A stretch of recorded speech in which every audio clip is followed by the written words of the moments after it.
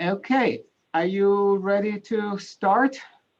Yeah, I'm always ready. We have to finish the two books today. We have to finish the book of Exodus, and also the book of Leviticus, and probably Numbers too, because I wanted to spend more time in the beginning, and today also to explain a few important principles. But I also want to move away from the Torah and to go into some of the prophets. So the last week we sort of started with the Exodus. This is the story that is probably the most famous one in the Torah because this is the story of Passover. But people who think that the story of the Exodus or the leaving of Egypt is the highlight of the Exodus, they miss a very important message. The Exodus was only a tool, or if you want, only one stage into the important two things that would happen afterwards. The first one was to get the Torah, right? Sometimes it's translated as the law, probably instructions is a better way to call it, or the covenant. And the second thing is the tabernacle, is the temple, the temporary temple that the people will build in the desert, and then will transfer it with them to the promised land. Normally, we don't dwell so much on the tabernacle because it's technical, and we don't talk too much about the law because the law in Exodus is limited, but then the entire book of Leviticus and a big chunk of Numbers is dedicated to the law. And some scholars believe that because of the culture in which we live, all these legal issues and all these ritual components and all the other elements that are not narrative related, that don't really emphasize the spiritual connection between God and the people, are not so important. But that's really not the message of the Bible. And I'm going to demonstrate what I mean. So let's just wrap up what we started last week, and I will give you a few things to ponder for the next week, things that we normally don't emphasize or don't talk too much about. So we talked about God meeting Moses at Mount Horeb. And here is another opportunity for me to mention the different versions of stories in the Bible. So I mentioned it when we talked about Noah. And in the story of Noah, it's easy to see the different versions. The flood in one of them lasted 40 days, sometimes over 100 days. Same with the story of the Exodus. Some accounts we have 230 years, sometimes we have only 4 generations of slavery. And the main way that scholars have been explaining it is that the Torah was written mainly by 4 different sources. The E source, the J source, and the E and J were the two were identified because God in the Torah or in the whole Bible is appear mainly in 2 names. One is Elohim or Elohim, and the other one is the Yahweh, or as we, the Jews, we call it Adonai. Okay, these are the 4 letters, the Yud, Hey, Vav, Hey. And Elohim, the word Elohim, which literally means gods, but this was the name of the Canaanite deity El, begins with the English letter E, or the German letter E, which is more important here. Therefore, Elohim, the E source, and J, Jehovah or Yahweh, right? That's the J source, because the Y sound in German is J, okay? So it's important to know that there are few versions. And for example, the scholars would tell us that the 10 plagues that we know so well from Passover, and sometimes we even reenact, and we have little puppets on the tables, and we do many different things to make it more fun, probably came from different sources. And neither source had 10, but the last or the final editors or the redactor of the text just put them all together. That's a prevalent theory. But in this class, and I think what makes it even more interesting in general, is not so much to look at the different components and different sources from which the redactors took their version, but really to look at the final story we have.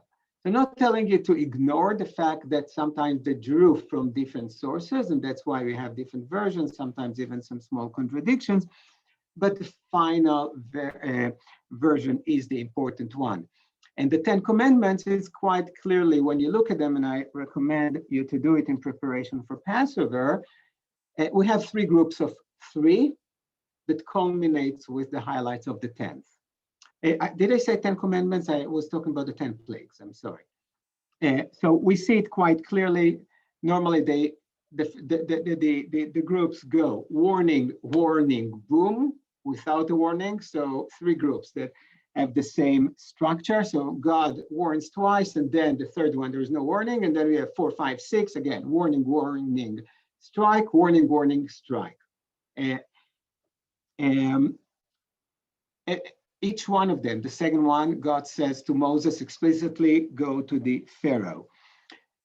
Go to the Pharaoh, and then just nothing. The whole idea of the 10 plagues is a very common literary device that was common in the ancient Near East and even later on. And this is the competition between our guys and their guys.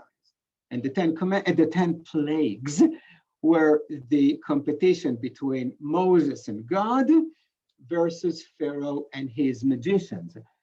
When you read the text, you see that when Moses started with the plagues, the magicians did quite a good job. They were able to respond to what Moses did, either did the same thing or were able to stop or to reverse some things. But later on, the plagues were way too complicated for the magicians, and only Moses and God were able to do it. 9 of the plagues can be explained by natural reasoning. For example, the blood, you can talk about the red mud that at certain time of the year fall into the Nile and the water look like there are red. Frogs, when the weather is bad. Actually, since I moved to Florida, I learned that there are many frogs around. Now having a dog, I know that I have to be really careful that the dog will not eat the frogs because apparently they don't match together. So frogs are different weather, different kind of. The locust is a common plague, and I remember even only a few years ago, it happened in Egypt and even happened in Israel. So when you live in this kind of this side of the world, there is a lot of locusts sometimes that you feel everything is covered by them. And as a result, there is darkness because there are so many of them that they block the sun. Okay, so you can see how they can be explained, but not the last one, which was the culmination, the 10th plague, the killing of the firstborn. What is so significant about this plague? God often in the Bible refers to the people of Israel as my firstborn. In other words, God is saying to the Pharaoh, you hurt my firstborn, I'm going to hurt yours. Okay, eye for an eye in a way. Okay, so this is the structure that was quite familiar to the ancient readers, whose God is stronger. And frankly, things did not change because when you sometimes follow discussions between current politicians, it's who has a stronger army. Just listen to the Iranians and the North Koreans and some of Western, who has a bigger, stronger army and more ability. So that was one part of it. Now, I'm going to tell you something that we normally don't emphasize during Passover, but it's really important to know. And that goes with the trend of the Bible, the tendency to historicize events, holidays, customs, and practices that people follow. What were the two main rituals during Passover? The first one was the Paschal Lamb. God told the people of Israel, just before you leave, a family has to take a lamb, slaughter it. If the family is too small, you can gather a few families together. You slaughter the lamb. You smear the blood of the lamb on the doorpost. Okay, mezuzah in the Bible is not just the little thing that we put there and some people kiss as they enter the room. Mezuzah is really the whole doorpost. Okay, and in this way we indicate, or they indicated to the angel that that's where the Israelites lived and don't kill anyone there. These are good. So the Paschal Lamb was a big part of it, at least until the destruction of the temple many years later. And the other thing is the matzah, right? During Passover, we eat matzot, we don't eat leavened food. The reason that we get for the matzot is, so the reason for the sacrifice is we have to remember that the last plague, God spared the children of Israel. He did not kill the firstborn children or sons of the Israelites, but only of the Egyptians. Therefore, we look at the Paschal Lamb and thank you, God, for sparing our kids. And the matzah, we tell the story every Passover. The people of Israel had to leave in a hurry. They couldn't even wait for the dough to rise. So they turn it into a shape of a cracker, put it in the fire, and had to run out. Really nice story, but had nothing to do with what happened back then. Because we know for sure that both the Paschal Lamb as well as the matzah, the festival of the unleavened food, had been around way before there were Israelites, before there was an exodus from Egypt. These were two spring holidays that were celebrated by two groups that I had mentioned. Sometimes there was tension between them. One are the nomads, the shepherds. Okay, so for them, during spring, they sacrifice a lamb in order to ask for the God's blessing for their flock. The farmers had their ritual that involved the unleavened food. Okay, so one was a grain-related ritual, the other one was an animal, a sacrifice-related ritual. These two ceremonies, these two rituals were quite well known, but the Bible did what so often the Bible did, especially as we formed the Jewish faith or the Israelite tradition, took them and said, the reason we do it is not because of what you think about fertility, about the blessing for our crops. We do it in order to remember the Exodus from Egypt. Okay, so very often we see how the Bible historicizes, and I did not make up this word, rituals and events that were well known or well practiced, but turned them into something important to the new nation. And the first time I mentioned this idea was with the circumcision, a practice that has been around before the Israelites, was practiced almost by everyone except of the Philistines, but came the Israelites and said, we circumcise our sons as a symbol of the covenant between us and God. Okay, and today, 3,000 years later, or many more, much more than that, when you hear circumcision, normally people think about Jews, right? But that's not how it started. So I will give you even more examples as we move along. So let me pause for a minute and see if anyone wants to ask a question or to make a comment.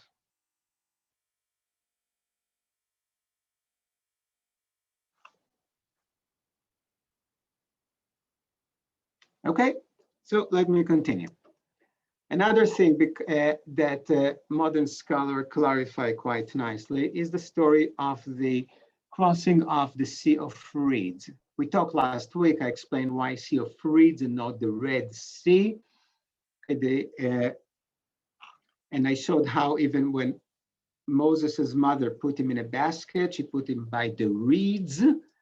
And now God is going to do something with the Sea of Reeds. It was definitely not the Red Sea. If you think about the geography of the Gulf of Aqaba there, we're not talking about a very massive sea or source of water. It was a much smaller thing.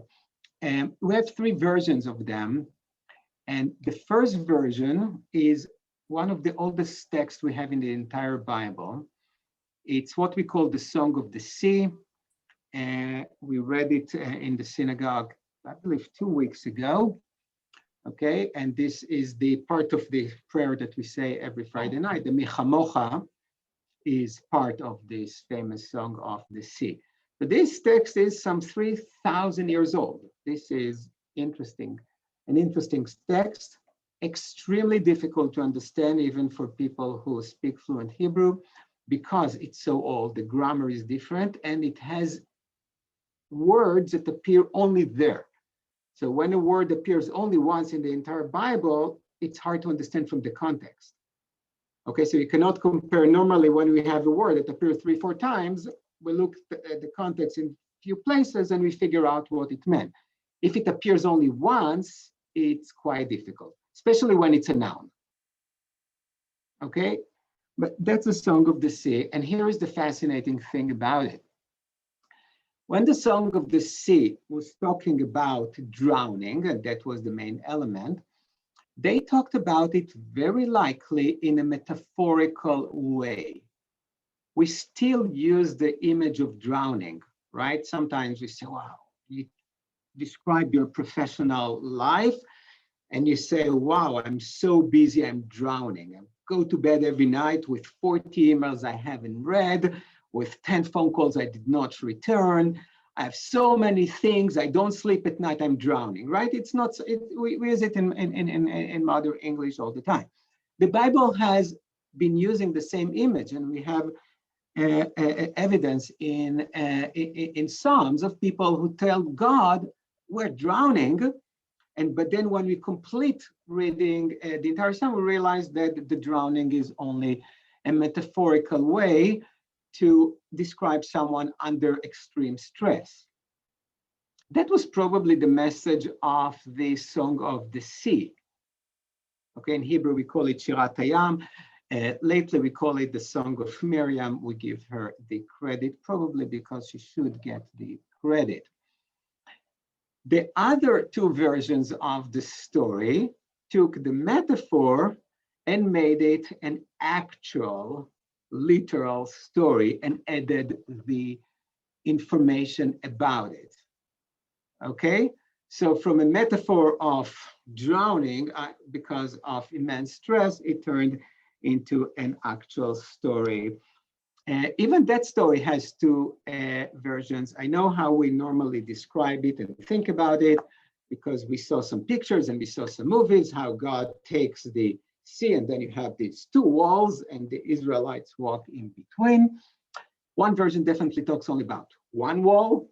Okay, so wall and dry land. But another one emphasizes, when you read clearly, the fact it's not that the Israelites just came first, cross, and then as the Egyptians entered, God restored the water. The emphasis was that the Egyptians used their chariots, and the chariots got stuck in the mud. So for people to walk, for the Israelites to walk was quite easy. That's why they were able to do it. The Egyptians who came with their famous chariots, they got stuck. Okay, so there is an irony there, how the mighty Egyptians with their famous chariots drowned because of the weapon, the inappropriate weapon that they have been using, and the Israelites had nothing, found it quite easy to cross. Audrey, just unmute yourself, please. Okay, sorry about that. I'm sorry to interrupt, but when you say there are 3 versions or whatever, where are the other versions? Is it like the creation story where there are two right in the Tanakh, or I'm not. Could you answer that? So, yeah, no, it's a good question, and I need to clarify it because it's a crucial question.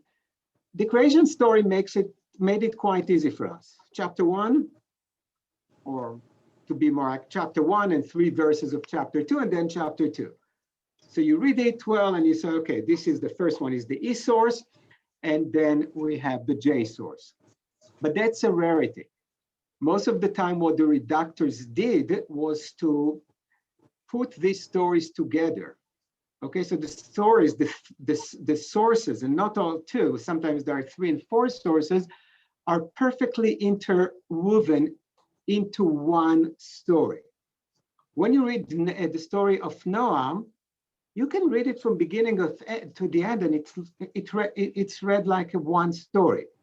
When you read it very carefully, and you start taking some notes and say, oh, I don't, is it 40 days or 120 days? Was it a dove or was it a raven? Was it, okay? You start to detect it.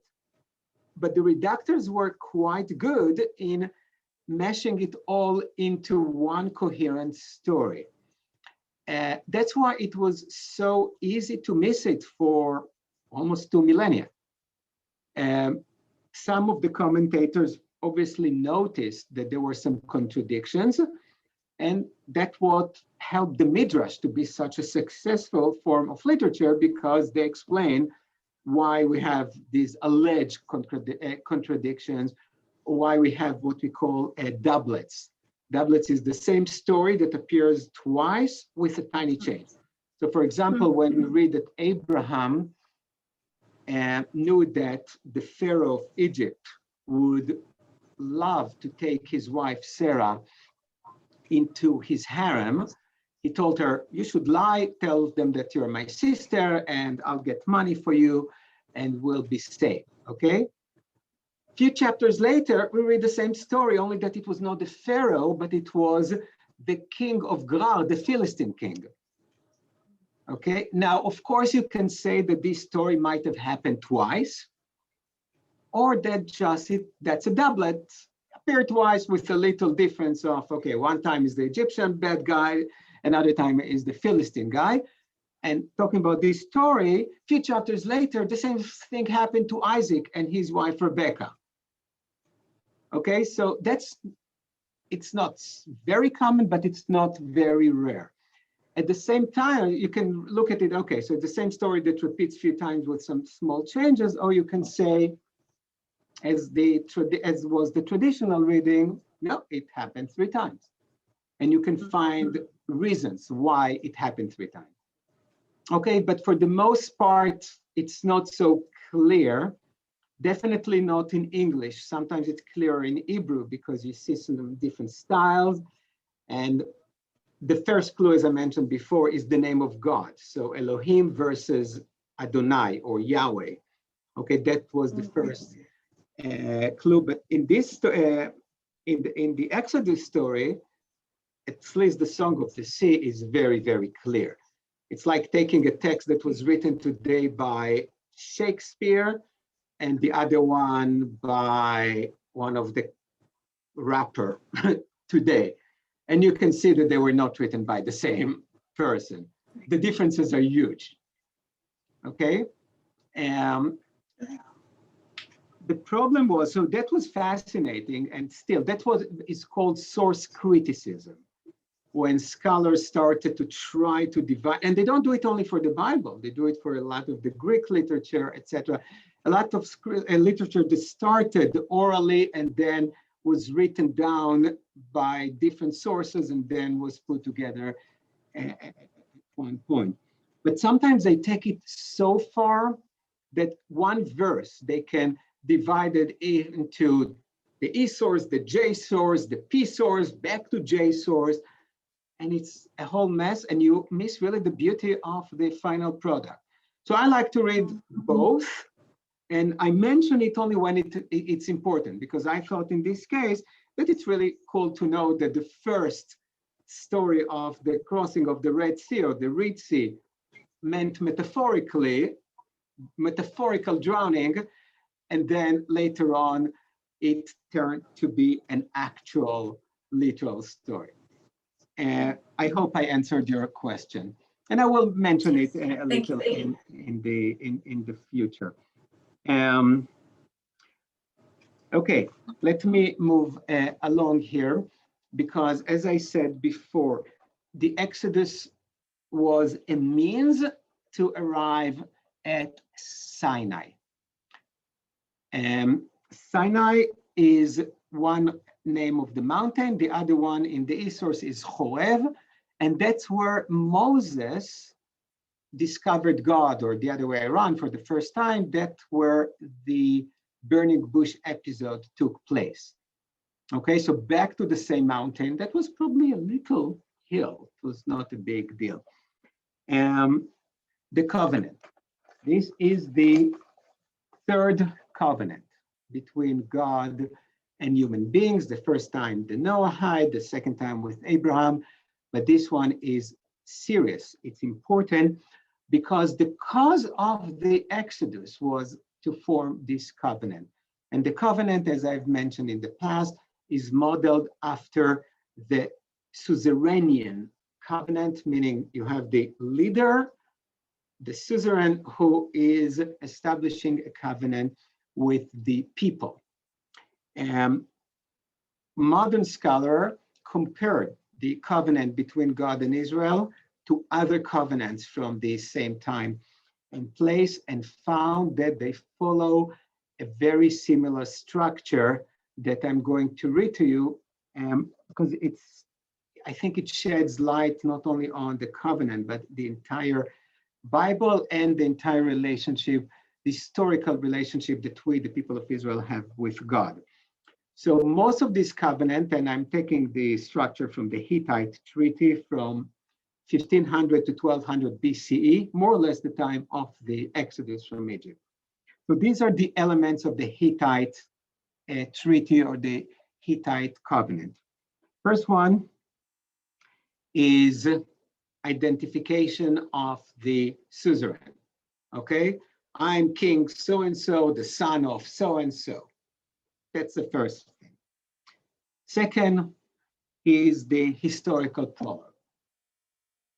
Why we're doing this covenant. In that part, the suzerain establishes his credentials. I led you into a huge victory against this, and therefore you should be my subjects. Okay? We even saw it when the very beginning, we look at some of the mythologies, they're also based on that. And when Marduk went to the people and said, I, Marduk, I defeated the goddess Diamant, and therefore I'm going to be your God and you will worship me. Okay, so this is the historical background for the covenant. Number 3 is stipulations and requirements.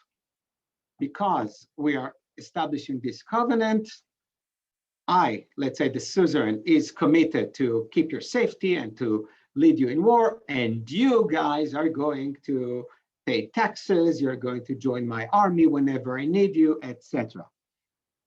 4 is an arrangement for the publication of the covenant, okay, to write it in stone, where to put it in a temple, to put it, okay, what are we going to do with it?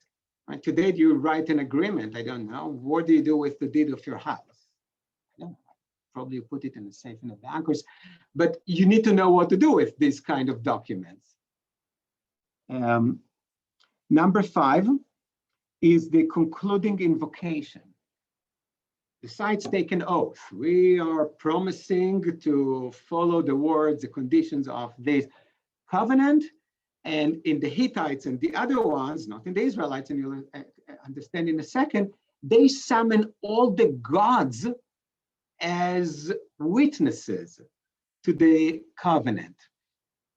In a monotheistic covenant, especially between the one God and the people, God cannot summon other gods, so God summons heaven and earth to witness it.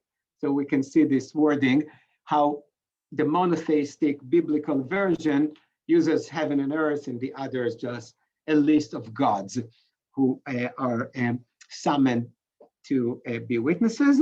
And then the fun part is the list of blessings and curses. The suzerain would tell the people, if you follow the terms of the covenant, these are the blessings that will happen to you. And if not, really good stuff. Really gory, frightening stuff. Let's see how it works in the biblical covenant. The preemption for that, identify himself, God often does it. Yeah, I'm Adonai, Yahweh, the Lord your God, who took you out of the land of Egypt to be your God. Okay? Another version, sometimes, and I'm the Lord of Abraham, Isaac, and Jacob. Okay, so I'm Yahweh, I'm the God, identify God's self. Historical background, and this is probably one of the most important part of the Exodus. I'm your God, we're establishing this covenant. You owe me your loyalty because I took you out of slavery in the land of Egypt. I had already done my part. I'll continue to do it. I'll protect you against other nations, but I established my credentials. I established my power. I established my willingness to protect you, and therefore the next items will follow. Okay, so our historical reason for the relationship with God is the Exodus, but the Exodus was not the pinnacle point of it. Today we emphasize it more, especially because we like to talk a lot about liberty, about freedom, about many other things that are relevant, but the emphasis back then was definitely the covenant. Arrangement for publication. So Moses went on Mount Sinai, got the tablets upon which the 10 Commandments, the covenant was written, then put it in the ark, right? The Ark of the Covenant. And the Ark of the Covenant was placed in the tabernacle, in the temple. So it's very clear where this covenant was written, by whom, and where it is stored. Okay? Concluding invocations, definitely we have a lot of them, and lists of blessing and curses appear twice in the Torah. One in the book of Leviticus, I believe 36, and in Deuteronomy 26. And they're so scary and so even inappropriate when you read it, that in traditional synagogues that read the entire portion, when we read the Torah, we read part of the portion, right? We don't read the entire portion. So it's very easy to skip these curses. The blessings are short normally, the curses are really long, right? I'm really talking about things like mothers eating their children because they're starving. And this is just the nice parts, okay? So the Baal Koreh, the Torah reader, reads extremely fast. You never stop in the middle of the curses, and you're okay. So that's normally the style. So, okay, I want to skip some things because I want to get to the really good stuff about the book of Leviticus that nobody likes, but I think it's one of the most fascinating books in the entire Bible. But just few things about the idea of this specific covenant. That explains a lot of what, even today, what being Jewish is all about. Part of the ancient treatise is that the vessels, the subjects of one suzerain must treat each other well. Okay? When you read so many of the commandments in the Bible, the Israelites are commanded to treat other Israelites very well. Okay? Because that's what forms a group, a nation. So you must treat not only your God or your king, your suzerain well, you must treat each other well. The vessel cannot serve two kings. Therefore, Israel cannot serve to God. In some places, and we'll see it in the Bible, and even in today's world, you can start understanding why some very Orthodox Jews isolate themselves from others, because vessels of one suzerain was not supposed to hang out with vessels of other suzerains. Because let's say that you go and meet with subjects of another king, you may start thinking their king is nicer than yours. And lo and behold, you will start being loyal to their king or to their gods. Okay, so hanging out with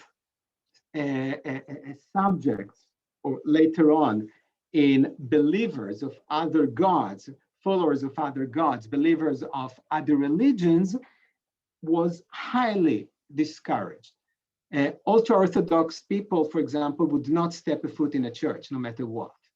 Okay, they will say, rightly so, there is a lot of respect and in times, but you don't form relationship with people of other religions, because it may encourage you to convert to their religion, to follow their God. Okay, so, and of course, the other parts is that I alluded to it already, is the rejection of all other kings or all other gods, and the commandment that we see in all other treaties, you shall love your suzerain. As we often say, and you shall love the Lord your God. The wording are almost identical when you look at the ancient covenants and ours. But again, we converted them to our theology, to what we are. Okay, I just, afterwards we have the story of the golden calf, of the betrayal of the Israelites, and the books of, since that episode, and the books of Number and part of Deuteronomy, just give us more and more details about the sojourn of the people of Israel in the desert for 40 years. The pattern that we see quite often is that the Israelites encounter a challenge. As a result, they complained a lot. Let me just share, because we didn't look at anything, so I'll just share one document. Do you see it? Do you see what okay, so here they say, was it for want of graves in Egypt that you brought us to die in the wilderness? What have you done to us, taking us out of Egypt? Is it not the very thing we told you in Egypt, saying, let us be, we will serve the Egyptians, for it's better for us to serve the Egyptians than to die in the wilderness. This kind of style appears at least a dozen times in the Torah. They didn't have good water, they didn't have enough food, they had the manna, they got sick and tired of the manna, they got information that the potential enemies are too strong or too powerful, etc. So that continues. God normally gets really angry, wants to kill them all. Moses goes to him and says, God, come down, you cannot do that, you took them out of Egypt, if you kill them, the other nations will say that you're a crazy God, and it's bad for your reputation, and God comes down. Sometimes it's Moses who gets really angry and tells God, just kill me, I cannot stand these people. In one, he likes the image, said, I did not give birth to them, I did not carry them in my womb, why do you do it to me, just kill me now. And then God has to calm him down and say, Moses, come down, don't worry, yes, they did something bad, but okay, so it's very clearly, you see this dynamic that we sometimes see among parents, that one of them is ready to kill the child for whatever, which is a clue for the other one to say, okay, calm down, yeah, you are right to be angry, but, okay? And it's quite nice to see how Moses and God formed these beautiful partnerships, knowing that under no circumstances, both of them should get too angry, okay? So I think I can end this part now because I want to go to the book of Leviticus and spend some time on it, because ignoring some of these rituals, including the sacrifices and others, I think it makes us to misunderstand a lot. Any comments or questions before we move on? Okay, Book of Leviticus. Yeah, Rabbi, this is Andy. I cannot see you, but I can hear you. Yeah, okay. Is that a joke?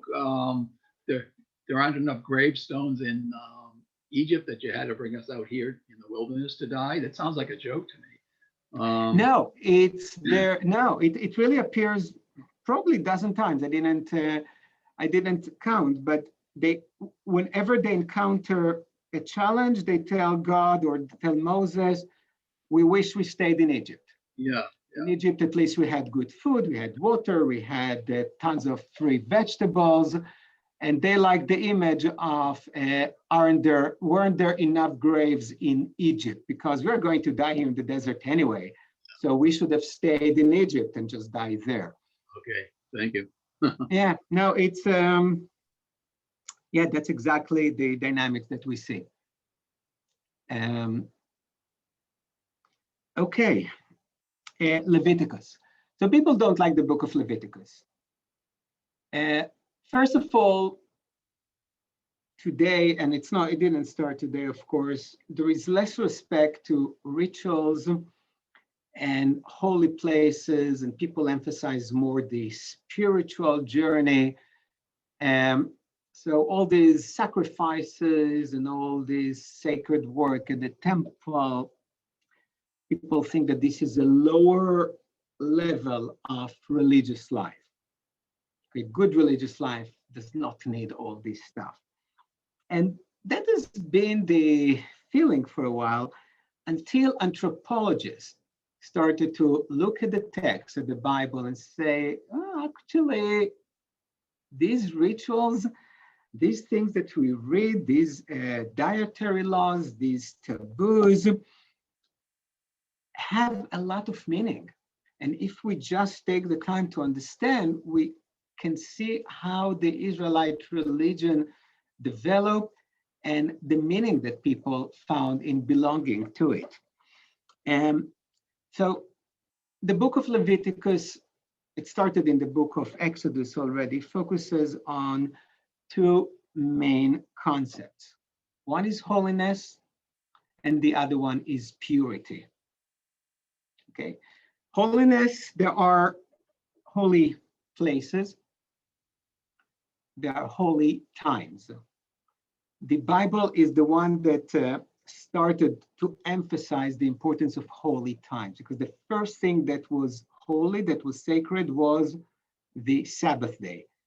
Okay, God told the people, 6 days I worked, and the seventh day I made it holy. So when Marcy tomorrow will take the wine, we call it Kiddush, right? Kiddush comes from the word kadosh, which means holy. So we symbolically sanctifies the day of the Sabbath. So there were holy times, and we still use the word holidays, right? We got sacred days.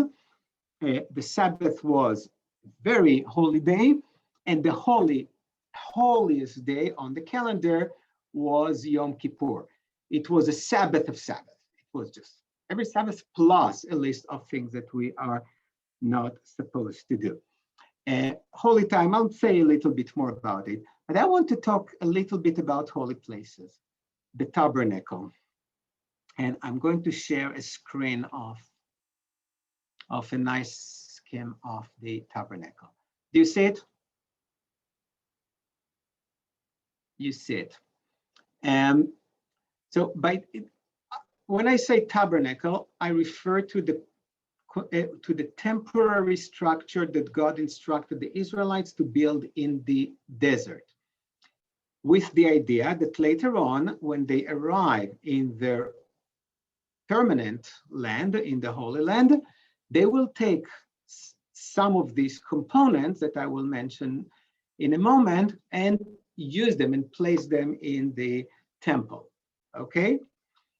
So look at that. This was in Hebrew, we call it the Mishkan, sometimes Mikdash, and that's how it looked.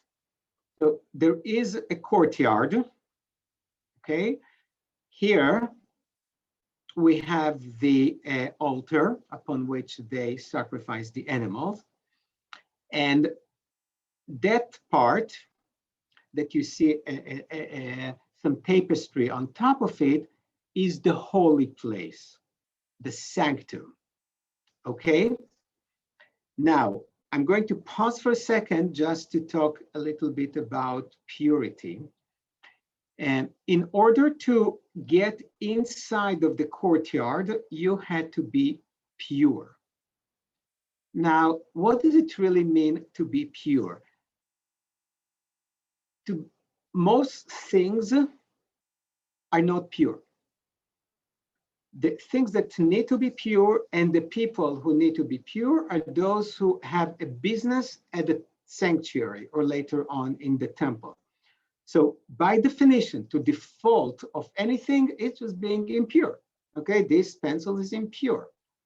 It's profane. Now in English today, the word profane has somewhat of a negative connotation, but the meaning is just neutral. It's just not holy. Okay, and so most people didn't really care whether or not they were pure or not pure, unless they needed to go to the temple. Let me go back to this share screen. Okay, so this is the look from the outside. Now, the inner, or the more we go inside, the holier the places are, because the court inside is holier than the space outside.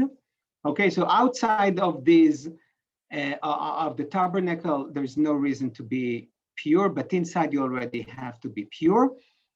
But to go inside, I have a good picture of the inside. In order to go inside, you have to be a priest. So only priests are allowed in.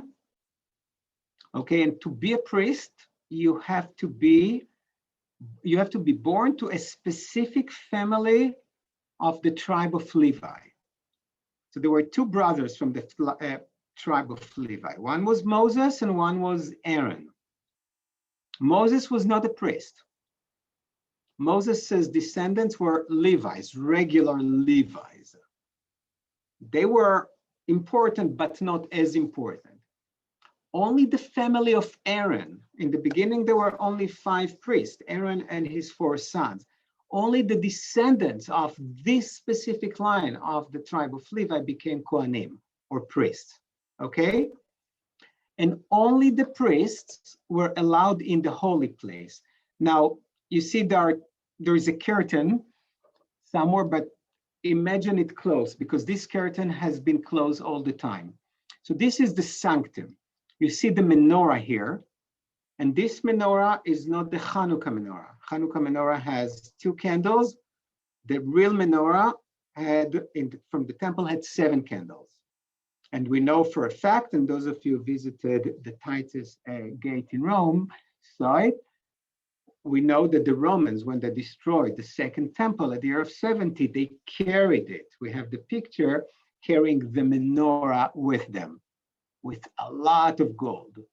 Scholars believe that the gold that they confiscated from the temple financed the building of the Colosseum, but that's a difference.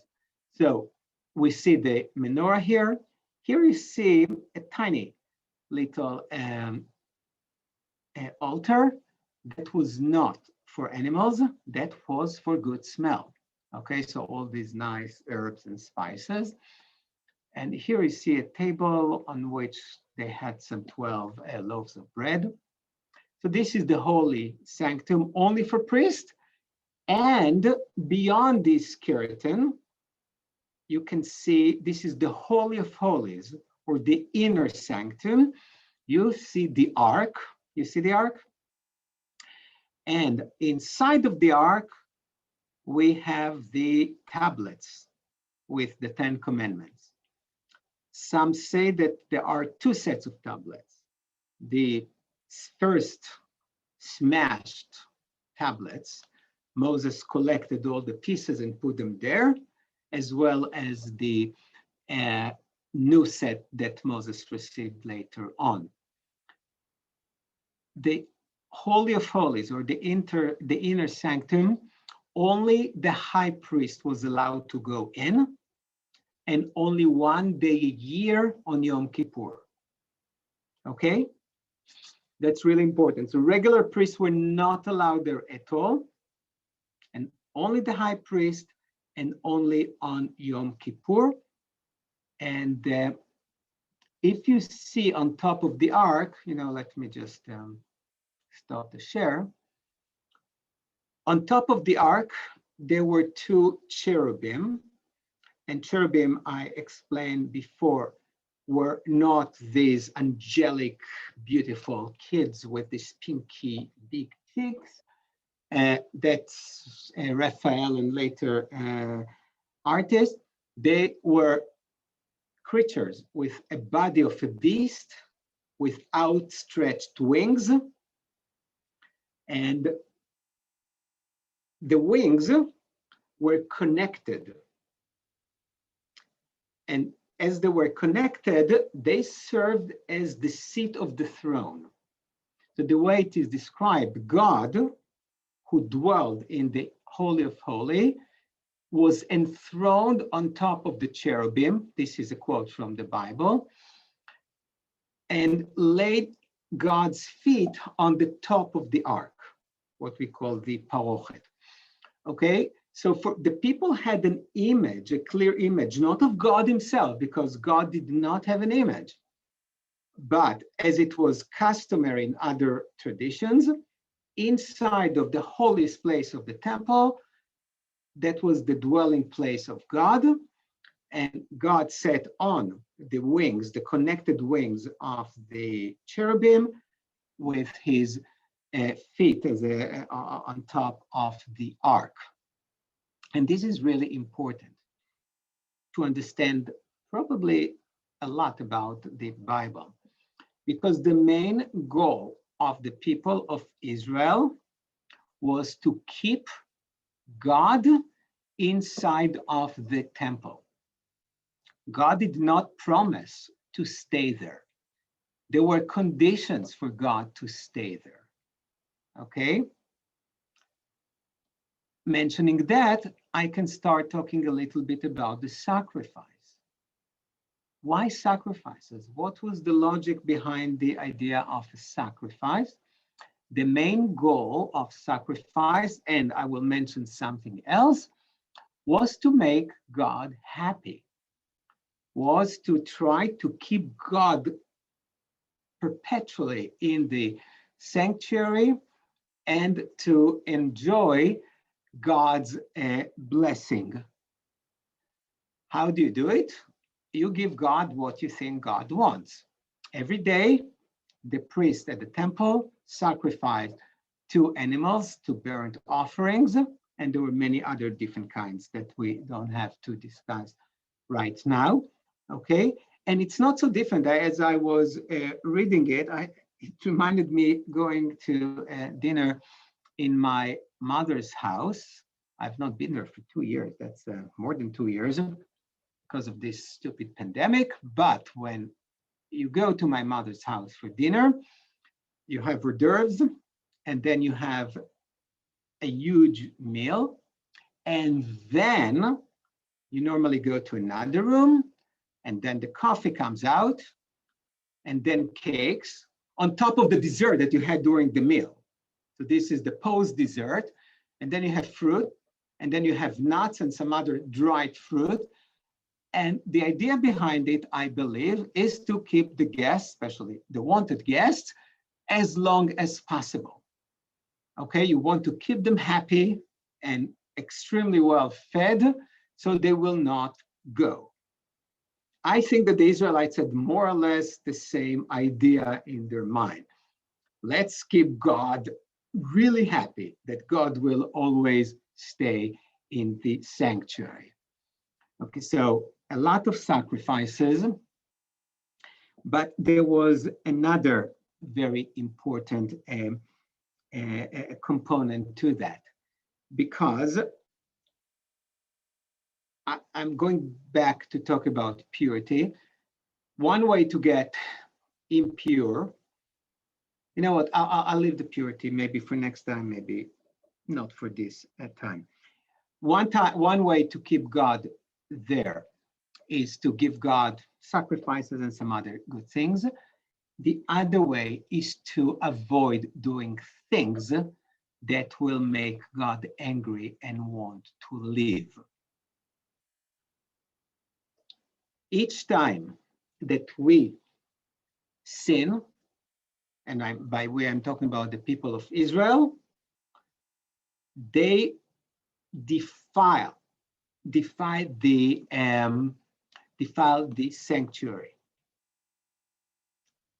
The more sins accumulate, the more people commit sins without expiating for them, the more likely that God will leave.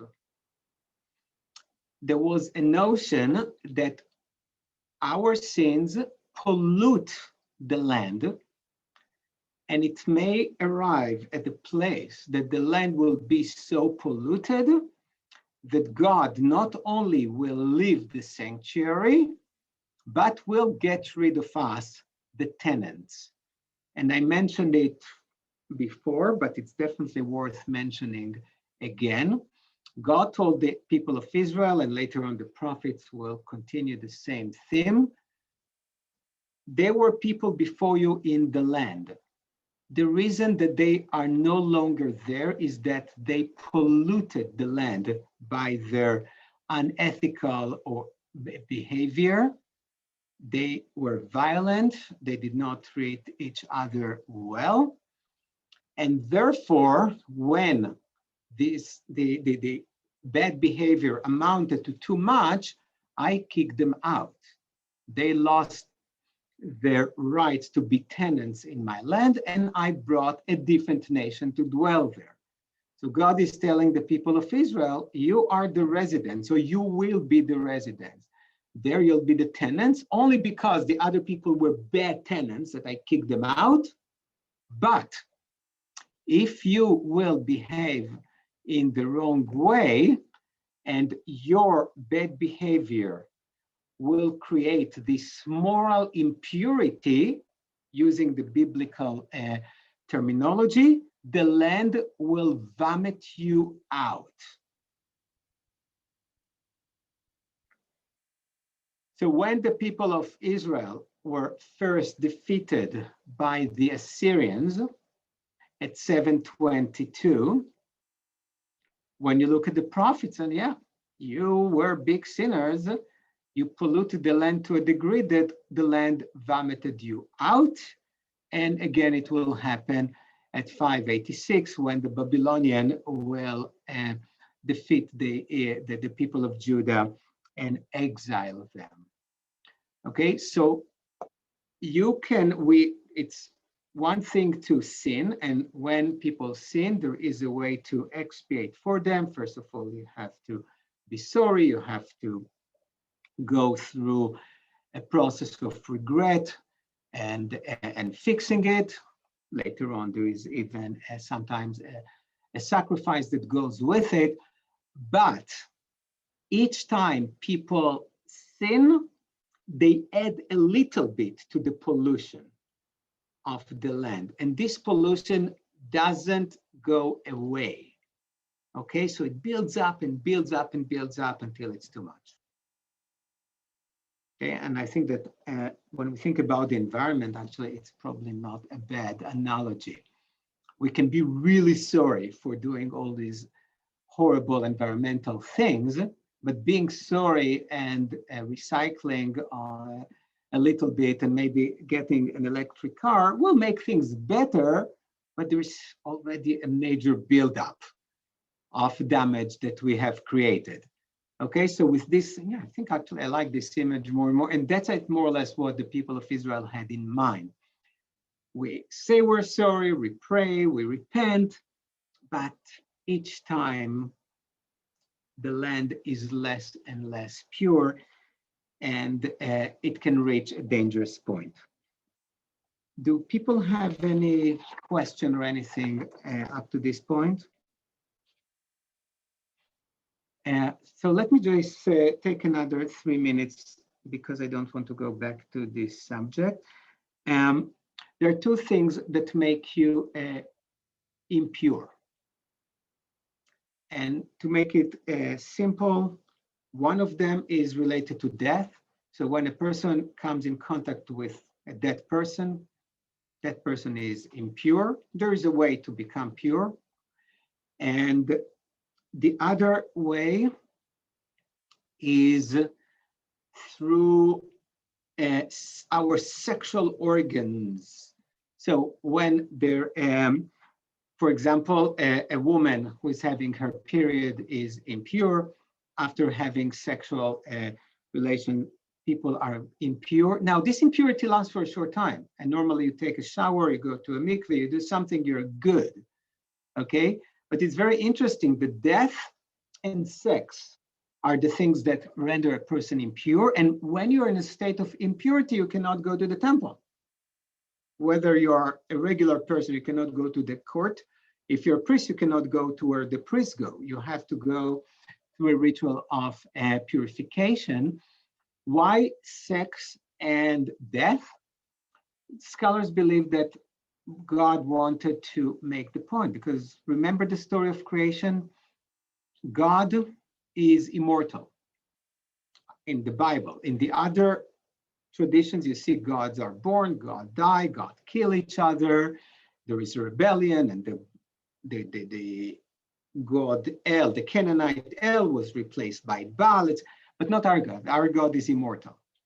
Okay, so there is no death with relation to God, and there is no sex. God does not have a consort, a spouse. God is not going to have children. So these elements that are associated with human beings are not associated with God. So when you come to God's place, these two things, procreation and death, are irrelevant. It is not to say, as too many people misunderstand it, that sex or death are seen in a negative way. Because when a person dies, it's our obligation to take care of them. Okay, so you have to become impure when you take care of the dead. We are commanded to multiply and to procreate, right? So that's not a negative thing. It just, when you do it, you become impure. But remember, being impure really did not make a difference in people's life. And even if they needed to go to the temple, which they normally didn't, they went through a ritual of purification. Later on, it has been used by people who didn't like the Jews in order to ridicule them and to show how awful they were. There are some famous stories in the New Testament that deliberately portray the Jews as obsessed with purity and would not help a person because that person might not be pure. But when you really understand the laws of Leviticus, you see that that was not the idea. So let me just sum up the main purpose of these laws. We want to maintain God's presence among us. And therefore, we need rituals, mainly the sacrificial system, to keep God content. Hopefully, God will stay in God's place in the Holy of Holies, and we will enjoy God's blessing. So that's the positive way to look at it. The negative way is for us to try to avoid behaving in a way that would morally pollute us as people and will cause God to leave. Okay? So we try to behave in a certain moral way with a major emphasis on how we treat each other, the other subjects of God. And at the same time, we try to keep the place holy and pure and keep the sacrifices going in order to please God. Any comments? Any questions? Okay, so I think that next week we are going to finish with the Torah and move on to the Promised Land, to the books of Joshua and Judges. Okay, so have a wonderful night and thank you for Thank you. joining. Thank you very much. Bye-bye.